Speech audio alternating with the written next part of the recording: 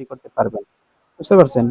আপনি এখানে যদি এই মাই ফ্রেন্ড দিলাম, আমার বন্ধু, ঠিক আছে? এভাবে দিলাম মাই স্টুডেন্ট, আমার ছাত্র। এভাবে কিন্তু সাবজেক্ট আপনি তৈরি করতে পারেন। বুঝতে পারছেন? মায়ের পরে যে বিষয়টা দিবেন, এটি কিন্তু সাবজেক্ট আকারে হয়ে যাবে। ওকে। তাহলে কিন্তু এখন এখান থেকে কিন্তু আপনি আরো সাবজেক্ট তৈরি করতে পারতেছেন। তাহলে আপনি এখানে প্রত্যেকটা যে আই ওয়ার্ড আছে, আপনি প্রত্যেকটা আই এর জায়গায় জাস্ট খালি এগুলো বসিয়ে দিবেন, তাহলে কিন্তু সেন্টেন্স হয়ে যাচ্ছে। ঠিক আছে? এখন আপনি হ্যাঁ, এখন আপনি বলবেন ইয়েস আই গো, হলে না হলে নো। ওকে। তাহলে আপনি নিজেকে নিজে কিভাবে প্রশ্ন করবেন, এটা দিয়ে আপনি প্রশ্ন করলেন নিজেকে নিজে। ঠিক আছে? আপনি নিজেকে নিজে এটা দ্বারা আপনি নিজেকে নিজে প্রশ্ন করলেন। কিভাবে প্রশ্ন করলেন দেখেন একটু। আই গো মানে কি? আমি যাই। যদি আপনি এখানে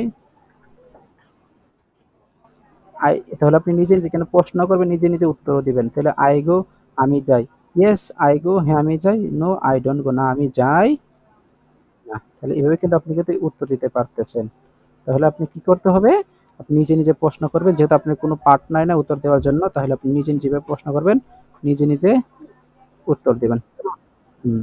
এখন যদি বলেন এই আই কাম, আমি আসি, ইয়েস আই কাম, সরি, প্রশ্ন হবে এইটা। আমি রান করছি। আমি যদি বলি ডু আই গো, আমি কি যাই, ইয়েস আই গো, হ্যাঁ আমি যাই, অথবা নো আই ডোন্ট গো, না আমি যাই না। ওকে।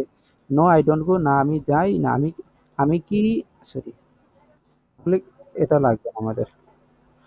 ডু আই গো, আমি কি যাই, ইয়েস আই গো, আমি যাই, নো আই ডোন্ট গো, না আমি যাই না। ওকে। এখন আপনি এখানে যদি হ্যাঁ বলেন।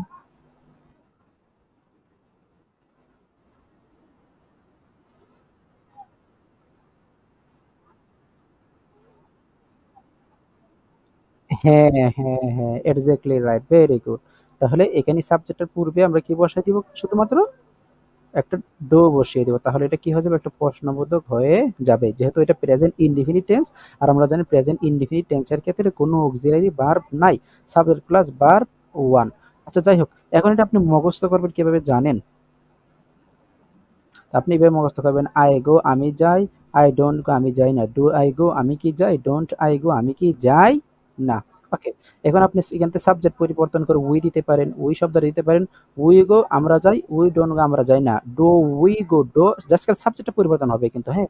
ডো উই গো আমরা কি যাই, ডোন্ট উই গো আমরা কি যাই না। আপনি কিন্তু দেখতেছেন, প্র্যাকটিস করতেছেন, আপনি মনে মনে পারতেছেন, কিন্তু আপনাকে কি করতে হবে? প্র্যাকটিস করে আছে না, আপনাকে এটা জড়তা ছুটাতে হবে, তাহলে কিন্তু আপনি আরো বেশি পারবেন। অর্থাৎ আমি যখন ইংলিশ স্পোকেন যখন প্র্যাকটিস করতাম, তখন আমাকে অনেকে পাগল বলতো, মানে আমি তো স্পিডে প্র্যাকটিস করতাম। যত আপনি প্র্যাকটিস করবেন তত আপনার মুখে জড়তা ছুটবে। আচ্ছা যাই হোক, তারপর আসি যদি বলি ইউ শব্দটা নিয়ে আসি। ইউ গো তুমি যাও, ইউ ডোন্ট গো তুমি যাও না, ডু ইউ গো, জাস্ট খালি আয়ের পরিবর্তে আমরা কি বসিয়ে দিব? ইউ বসিয়ে দেবো। ডু ইউ গো তুমি কি যাও, ডোন্ট ইউ গো তুমি কি যাও না। ওকে। এখন আমরা এখানে হচ্ছে দে সব ওয়াট, দে অর্থ কি? দে অর্থ তারা, আমরা কিন্তু এখানে নিয়ে নিচ্ছি, দেখেন দে অর্থ তারা। ওকে। তাহলে যদি বলি দে গো, তারা যায়। দে ডোন্ট গো, তারা যায় না। ডু দে গো, তারা কি যায়। ডোন্ট দে গো, তারা কি যায় না। এখন আপনি এখানে আসেন কি, ওয়াক অর্থ কি? হাঁটা। যদি বলেন আই ওয়াক, আমি হাঁটি, আই ডোন্ট ওয়াক। যদি বলে আই ওয়াক উইথ ইউ, আমি তোমার সাথে হাঁটি, I don't walk with you, আমি তোমার সাথে হাঁটি না।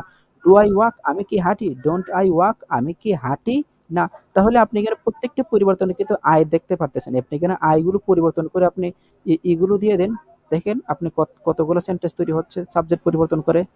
সেন্টেন্স তৈরি হচ্ছে না? ইয়েস।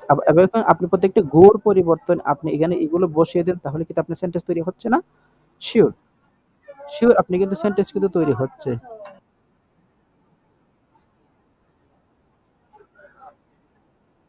হ্যাঁ, হ্যাঁ। তাহলে প্রত্যেকটা সেন্টেন্স কিন্তু তৈরি হচ্ছে। আপনি এখানে দেখেন I come then তাহলে কি সেন্টেন্সটা যায়ের পরিবর্তে আসা হচ্ছে না? I come মানে কি? আমি আসি, এভাবে কিন্তু আপনি সেন্টেন্স তৈরি করতে পারতেছেন।